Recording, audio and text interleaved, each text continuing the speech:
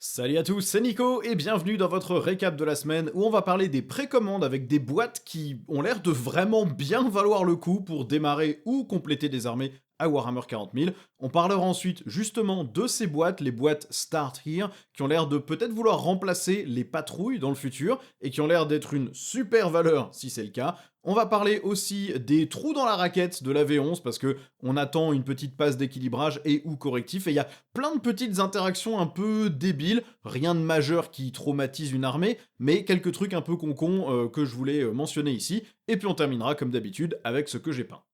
Alors sur les précommandes, c'est simple, c'est la semaine où vous pouvez précommander tous les starter sets et les nouvelles patrouilles pour Warhammer 40 000. Donc on commence avec ce starter set ici, le prix a priori serait de 200 €.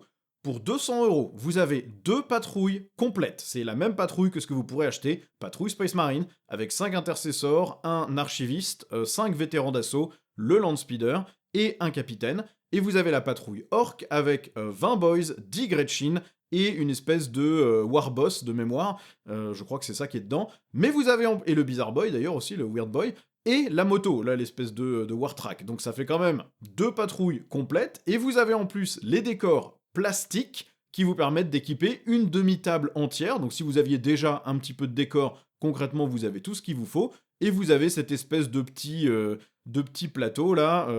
Il parle de plateau, donc je pense que ça sera du carton comme les trucs existants qui vendaient aussi.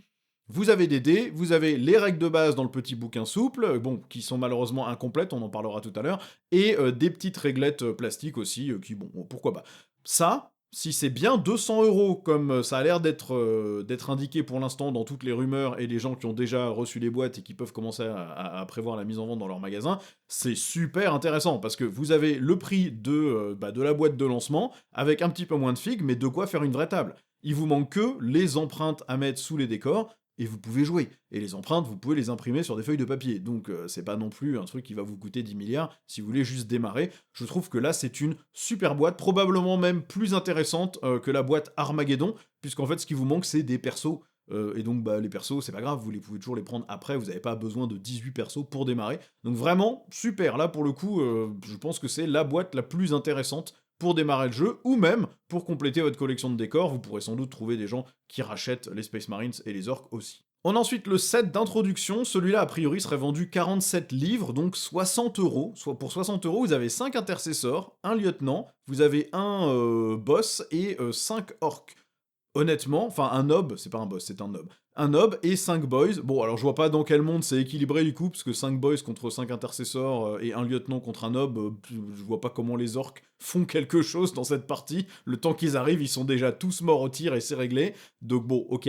Mais cela dit, intéressant quand même. Vous avez aussi des peintures, un petit pinceau, un tapis de jeu qui est vraiment là pour le coup format kill team, hein, une réglette et quelques dés. Bon, pour 60 balles, et vous avez les décors, mais attention, c'est des décors en carton, hein, c'est pas les décors plastiques, donc c'est quand même vachement moins joli que ce que vous auriez dans le starter set ici, qui sont les vrais décors en plastique. Cela dit, pour 60 €, si vous avez des enfants et vous n'êtes pas sûr de savoir si ça va les intéresser, si vous voulez intégrer votre petit-neveu, si vous voulez apprendre les règles tout doucement à votre rythme sans surinvestir, si vous voulez tester si la peinture est pour vous, à 60 balles, vous vous faites une mini bataille orc contre Space Marines, vous avez de quoi faire une table qui ressemble vaguement à quelque chose au lieu d'avoir des boîtes de Pringles, je pense que c'est pas débile non plus.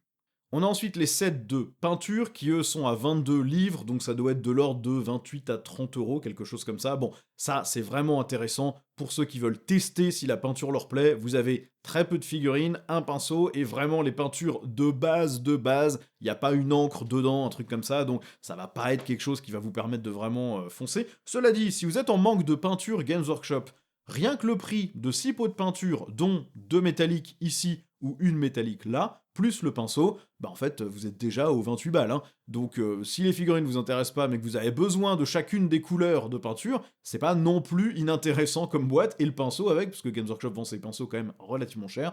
Donc, par rapport au prix Games, en tout cas, c'est peut-être pas idiot non plus si vous avez juste besoin de la peinture. Là encore, ça peut être un beau cadeau pour un gamin, vous savez pas si ça va l'intéresser, il a envie de tester, vous lui offrez ça, il commence l'assemblage parce que c'est du push fit, donc il n'y a pas forcément besoin de la colle, à part peut-être pour le socle, et il commence à tester la peinture, pourquoi pas, ça peut être intéressant.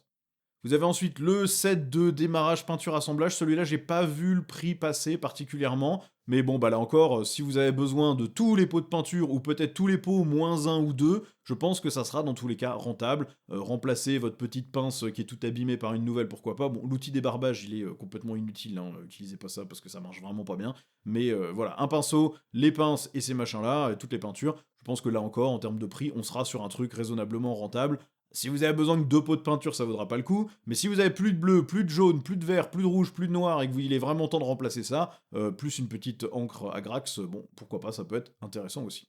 Et ensuite, là où on a vraiment un truc fun, c'est les Getting Started Sets, donc les Start Here. Alors, ma question plus tard sera, est-ce que ça va remplacer les patrouilles ou pas? Mais dans tous les cas, a priori, c'est vendu 105 livres, donc 135 euros. C'est le prix d'une patrouille actuelle. Et vous avez le contenu d'une patrouille, mais aussi toutes les peintures nécessaires pour la peindre. Et là, en termes de valeur, pour le coup, on est quand même vraiment, vraiment pas mal. Vous avez tous les pots de peinture, toute la patrouille, et bon, bah, le livret d'assemblage et un livret d'introduction pour la faction qui, j'imagine, doit présenter très rapidement un peu son historique.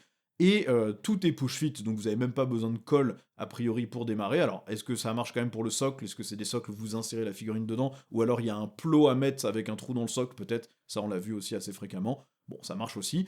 Donc ça vous permet d'avoir un truc de démarrage pas con, mais même juste en termes de patrouille, bah 135 balles plus toute la peinture qui va avec, vous avez payé le prix d'une patrouille, mais vous avez tous les pots de peinture. Donc ça, vraiment, c'est super rentable. Et ça va donc nous amener à notre deuxième question, notre deuxième sujet, qui est est-ce que ces boîtes vont remplacer les patrouilles? Parce que si on imagine qu'à chaque fois qu'un codex sort, on a une nouvelle patrouille qui sort, qui est une boîte Start Here, qui vous permet de démarrer l'armée et qui a la peinture avec, et qu'elle coûte 135 balles, bah franchement, en termes de valeur, on est quand même pas mal. Alors, il y a aussi le côté opposé qui est que bah, peut-être qu'en fait vous peignez pas le schéma de couleur Games Workshop, genre vous peignez pas vos Space Marines en Ultramarines, vous voulez les peindre en Imperial Fist. Bon, bah vous avez pas le jaune dans la boîte quoi. Vous voulez des Salamanders, vous avez pas le vert. Bon, donc ça ne marche que si vous voulez les peindre très exactement comme sur la boîte, mais cela dit, bah, même si vous avez déjà cette armée, que vous achetez le set de démarrage pour compléter l'armée, bah, vous gagnez quand même un paquet de peintures en plus, et on a tous besoin de noir, de rouge, de marron, potentiellement de métal, de doré, de couleur un peu os, de gris. Toutes ces peintures-là, c'est des trucs dont on a souvent besoin. C'est probablement celles qu'on remplace le plus fréquemment, finalement, quel que soit votre schéma de couleur et votre armée, à part peut-être des tyrannides où vous n'avez pas besoin de métal. Le reste, globalement, vous en avez besoin assez fréquemment. Donc, ça vous fait du stock en rab, ou alors carrément des peintures dont vous aviez vraiment besoin. Et je trouve que ça, bah, si ça reste comme ça, si c'est le cas pour toutes les armées, que chaque armée est à 135 balles pour sa patrouille et ses peintures, bah là on a vraiment une vraie offre intéressante de chez Games, parce qu'on est au même prix que maintenant, avec la même quantité de figues, mais par contre on a la peinture et le pinceau. Et ça, bon, on peut pas leur enlever, c'est cool. À voir est-ce que ça sera limité à ces deux armées-là, parce que c'est les armées de lancement, et les autres auront juste une patrouille, ou est-ce que chaque patrouille aura aussi ses peintures dedans? Si c'est le cas, c'est vraiment bien. Et ça voudrait dire qu'il y a une espèce de changement de stratégie chez Games, qui serait que les boîtes comme celle-là, c'est vraiment des boîtes de démarrage pour commencer l'armée, avec les peintures, avec etc. Et les boîtes qui sont les boîtes de réduction, les boîtes à valeur ajoutée, c'est les bataillons qui sont vendus régulièrement à Noël, à la sortie d'un codex, etc. Bon, il faudra voir si ça se décline, hein. Peut-être que ça ne sera vraiment que ces deux armées-là, et pas les autres armées plus tard. Ça, on verra bien. Mais je serais pas contre qu'ils nous fassent justement ce type de boîte pour chacune des armées quand elle sort, disponible tout au long de l'édition, parce que vraiment, la valeur est très très bonne dedans. Bon, on va passer à notre sujet suivant, qui est tous les trous dans la raquette de la V11, donc toutes les petites merdouilles oubliées par Games Workshop, les règles qui ont disparu et on ne sait pas si c'est intentionnel ou pas, des règles qui ne fonctionnent pas actuellement du tout quand on lit le séquencement et les choses, il y a des choses qui ne marchent pas, certains véhicules ou certains trucs qui ne sont plus jouables, et clairement des choses qui ont été oubliées et qui devraient être là dans les règles, donc on va parler un peu de tout ça. Bon, le premier gros trou dans la raquette, c'est que le PDF des règles de base n'est pas complet, hein, ça c'est vraiment débile. Alors, est-ce que c'était intentionnel pour vous pousser à télécharger l'appli et avoir les règles dans l'appli, ou est-ce que, au contraire, c'est juste des oublis pas corrigés avant le lancement, ils ont oublié l'appendice à la fin, qui avait tous les petits détails sur les modificateurs, comment est-ce qu'on additionne des plus 1, des moins 1, qu'est-ce que c'est que la mécanique de soins, ce genre de choses, le mécanisme de à terre que vous pouvez faire quand vous êtes dans des ruines, tout ça, ça n'est pas. En gros, quasiment tout ce qui est surligné en vert dans les petits encarts sur les côtés n'est pas dans le PDF. Règles de joueurs, séquençage de règles, figure unité la plus proche, tout ça n'est pas dans le PDF. Réussite automatique, modifier ses jets de dés, les relances, tout ça n'est pas spécifié. Donc il faut aller dans l'appli pour avoir ces infos-là, et c'est vraiment très con, parce que quelqu'un qui démarre et qui n'a pas forcément regardé la première page où on te dit télécharge l'appli, c'est indiqué là, télécharge l'appli pour les règles. Si t'as pas lu ça, t'es parti direct dans les règles pour comprendre comment le jeu fonctionne, il va te manquer des morceaux. Et donc je pense qu'il y a plein de débutants qui auront le petit bouquin flexible qu'ils ont eu dans la boîte de démarrage, ou ils vont acheter le starter set à 200 balles avec le bouquin. Dans le bouquin, il n'y a pas tout. Et c'est quand même vraiment, vraiment dommage. Alors, j'espère que c'était juste un oubli, pas une stratégie marketing pour pousser l'appli, mais on parle de Games Workshop, alors on peut pas exclure ce genre de conneries. À part ça, on va commencer par les transports. Les transports, il y a plein de trucs qui ne marchent pas dans le jeu actuellement. Déjà, les transports qui vous donnent une règle qui vous permet de débarquer après que le transport est avancé, eh bien ces règles vous obligent actuellement à faire un débarquement de combat. Puisque en fait, quand vous avez avancé, si vous regardez, le transport a fait un mouvement normal? Non. Donc vous ne pouvez pas faire un débarquement rapide. Le transport a été resté immobile ou n'a pas été choisi pour se déplacer? Non plus.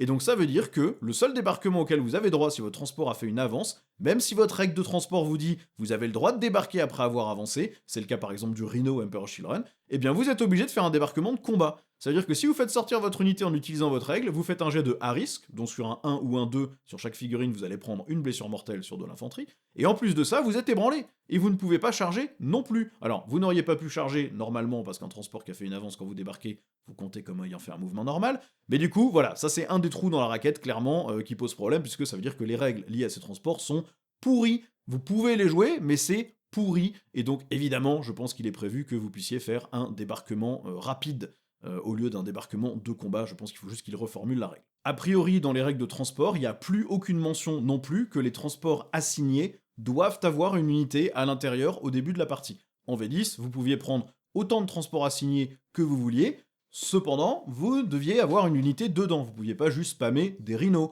ou des Venom Drukhari. En V11, il n'y a plus l'air d'avoir cette limitation. Je pense que c'est non intentionnel aussi, parce que ça veut dire que vous pouvez avoir une liste qui spamme je sais pas combien de Venom en Drukhari sans avoir rien dedans, et c'est juste injouable pour l'adversaire, parce que ça bouge partout, ça fait tout, il faut investir un petit peu pour les tuer à 70 points, 75 points, donc voilà, c'est des trucs un peu concons qu'il va falloir corriger.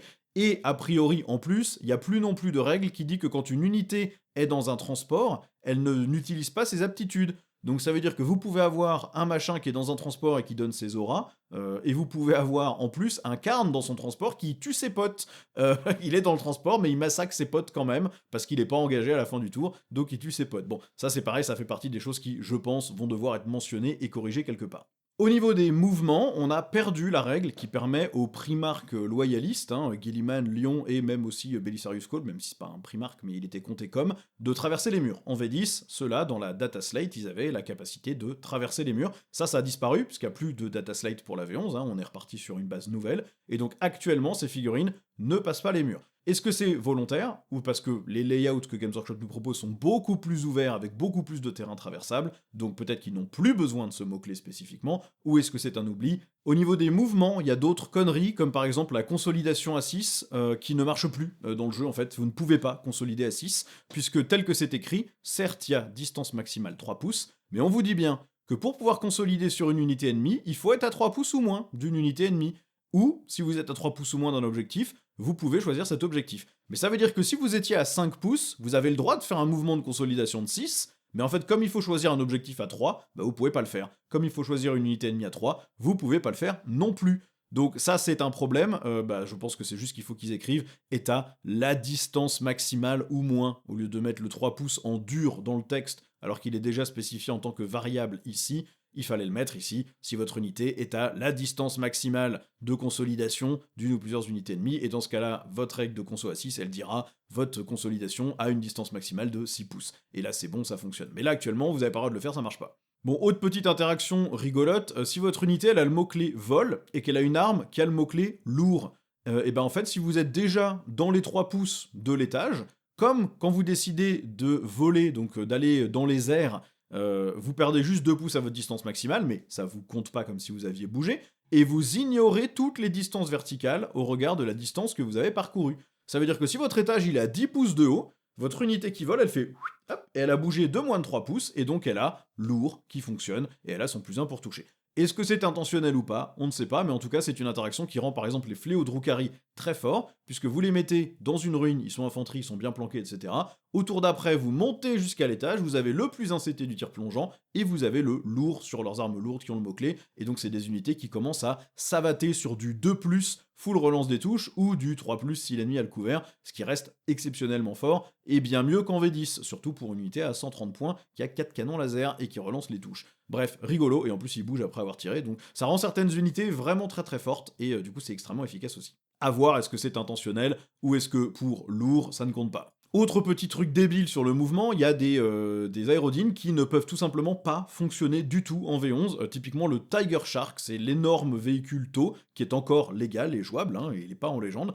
Il a un socle qui fait plus de 6 pouces de diamètre.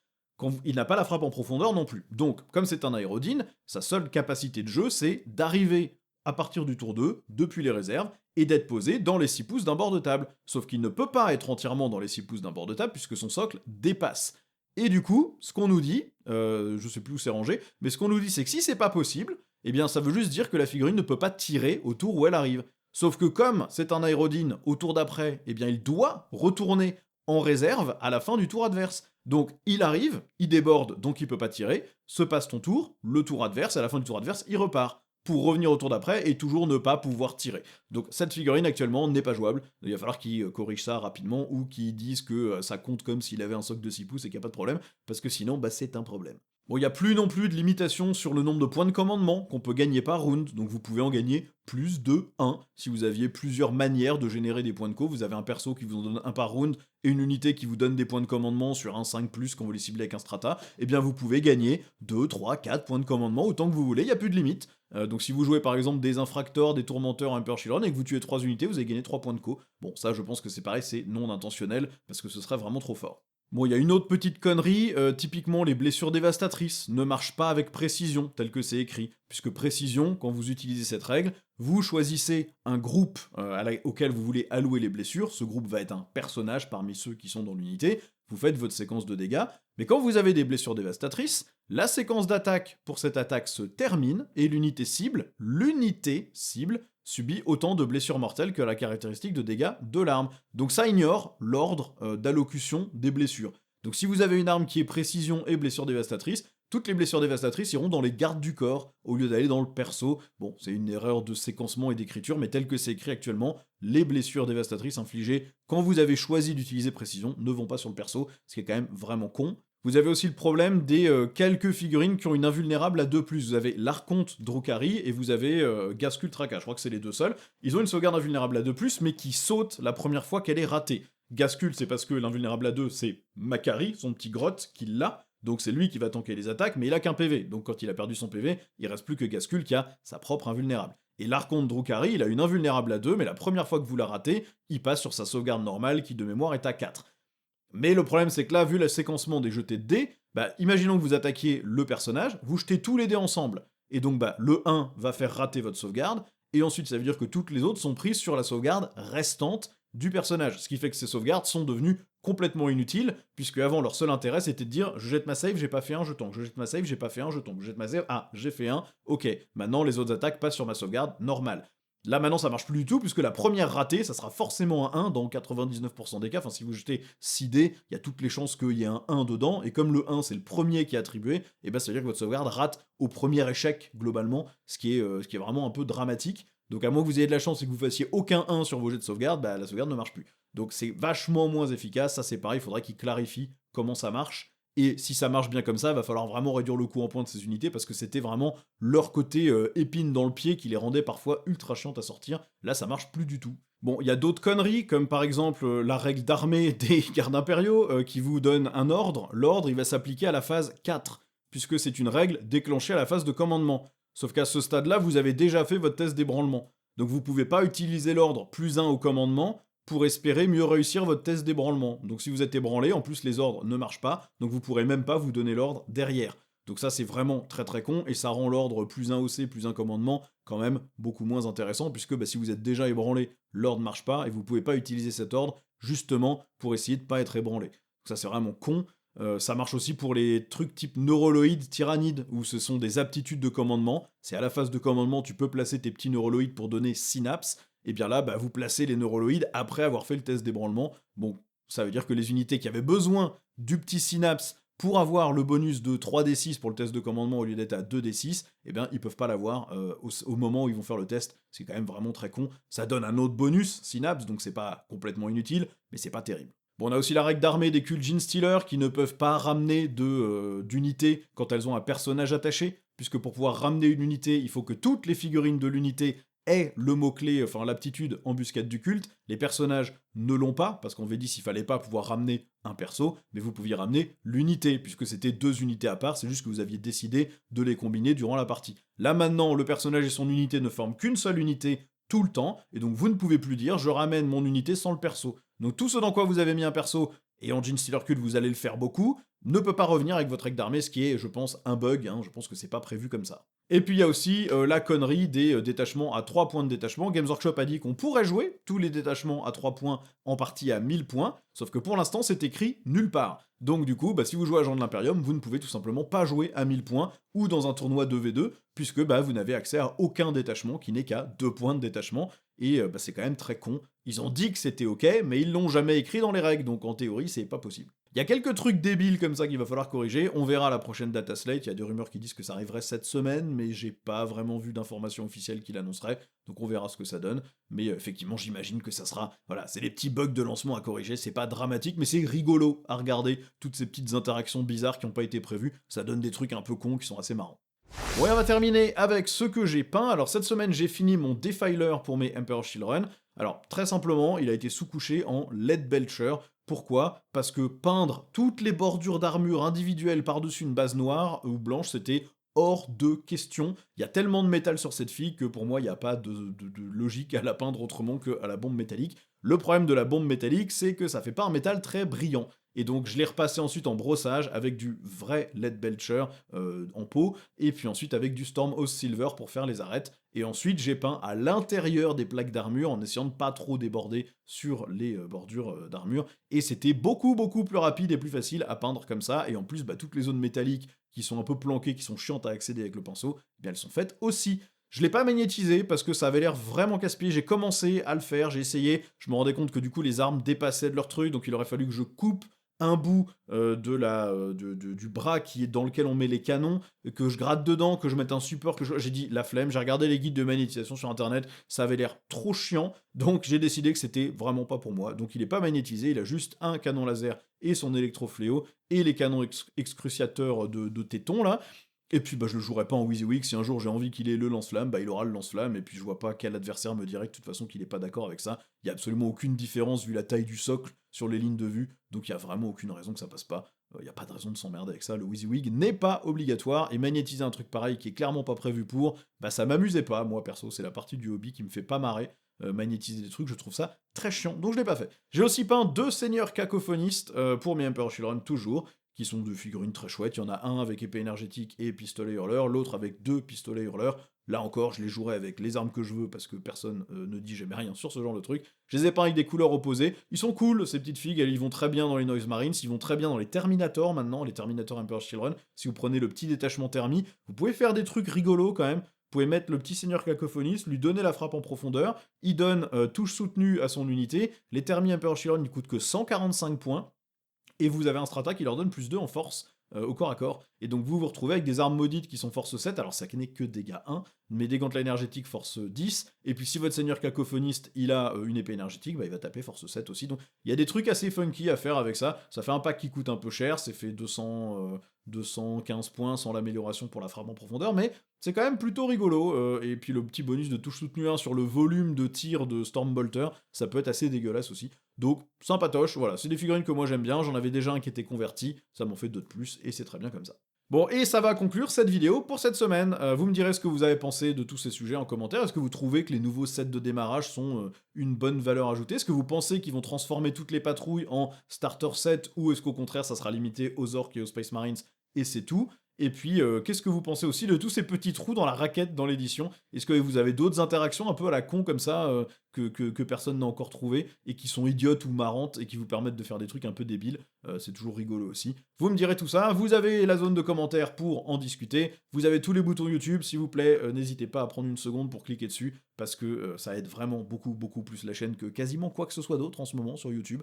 Que ça soit un like, un abonnement, la cloche des notifications, on s'en fout, c'est pareil, ça fait toujours bon effet. Vous avez le lien MyHobbyPlace si vous êtes intéressé pour précommander la moindre de ces boîtes. N'hésitez pas à utiliser ce lien, ou sur le site quand vous payez, choisir la chaîne. Vous payez moins cher que chez Games Workshop, vous avez en général moins 15 à moins 20% sur tout ce qui est vendu, et en plus, si vous sélectionnez ma chaîne, ça me reverse une petite commission qui me permet de continuer à faire toutes ces vidéos, c'est la source principale de revenus actuellement de la chaîne, donc n'hésitez pas à l'utiliser. Et vous avez évidemment la page Tipeee aussi, merci à tous les tipeurs qui nous soutiennent déjà et qui nous aident à faire ces vidéos. Si vous voulez les rejoindre, le lien est lui aussi dans la description. Merci à tous d'avoir regardé et je vous dis à la prochaine pour une nouvelle vidéo.